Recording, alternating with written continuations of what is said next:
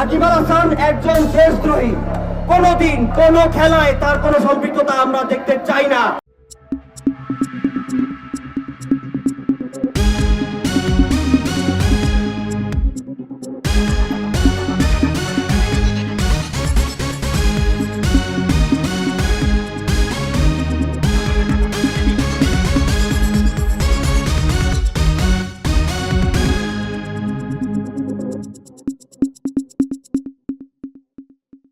একটা প্লেয়ার নাম তার সাকিব আল হাসান। সাকিব আল হাসান একজন দেশদ্রোহী। কোনোদিন কোনো খেলায় তার কোনো সম্পৃক্ততা আমরা দেখতে চাই না।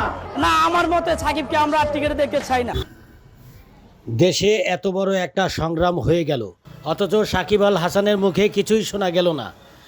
এদিকে অনেক জনতা বলেছেন সাকিব আল হাসান একজন দেশদ্রোহী, তাকে আর ক্রিকেট খেলায় দেখতে চান না বলে মন্তব্য করে নতুন সরকারের ক্রীড়া মন্ত্রণালয়ের দায়িত্ব হিসেবে শপথ করেছেন বৈষম্য ছাত্রনেতা আসিফ মাহমুদ 2023 সালে।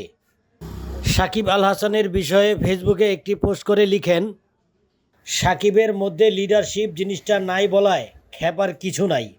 ও খেললে আমি খেলবই না, ও খেললে ক্যাপ্টেনিস ছেড়েই দিব।